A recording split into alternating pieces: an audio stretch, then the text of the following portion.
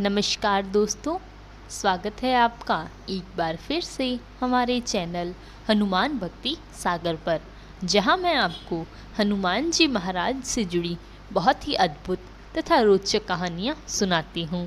यह कहानियां आपके जीवन के लिए बहुत ही लाभदायक तथा ज्ञानवर्धक होती हैं।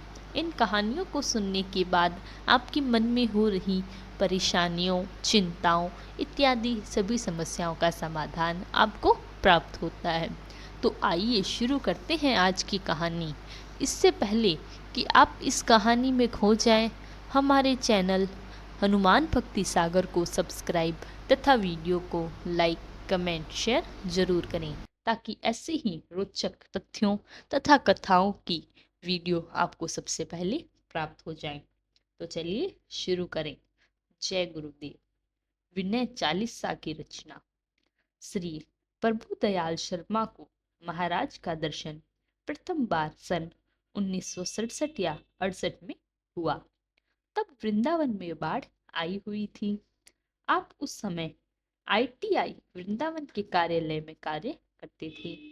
बाढ़ के कारण 2 दिन छुट्टी रही और इसी बीच आपको लटूरे हनुमान मंदिर के पास शाम के समय मथुरा खजाने के हेड क्लर्क मिल गए, जिन्होंने आपको बाबा नीम करोली के दर्शन के लिए प्रेरित किया। उस समय परिक्रमा मार्ग में बाबा के आश्रम का निर्माण किया जा रहा था। बाबा की कुटिया बन चुकी थी और लघु हनुमान मंदिर की स्थापना भी हो चुकी थी। बाबा आश्रम में विराजमान थे। प्रभु दयाल जी उन्हें जानते नहीं थे। इस कारण वह बिना श्रद्धा और विश्वास के दर्शन करने गए। बाबा ने आपसे पूछा, क्या नाम, कहाँ काम करते हैं? आपने उत्तर देते हुए उन्होंने आपको जानने को आज्ञा दे दी। आप इस प्रयत्न में थे कुछ देर और वहां बैठ जाएं, पर बाबा बोल उठे, अब आज्ञा हो गई है, जाओ। अधिक से अधिक आपको 1 मिनट बाबा के दर्शन हो गए। आप लौटकर अपने घर आए। आपका एक पैर घर की देहरी के बाहर और दूसरा भीतर आंगन में था। आपको एक ऐसी विलक्षण आनंद की अनुभूति हुई जिसका वर्णन आप कर नहीं पाते। आप बताते हैं कि सारी देह में एक प्रकार की विद्युत धारा प्रवाह हो उठी और आपके मुंह से उस समय अनायास यही शब्द निकले, बाबा महापुरुष हैं, साधारण व्यक्ति नहीं। इस घटना के बाद से आपको निद्रा 1 महीने तक गायब रही और आपकी एक प्रकार की विलक्षण अवस्था हो गई।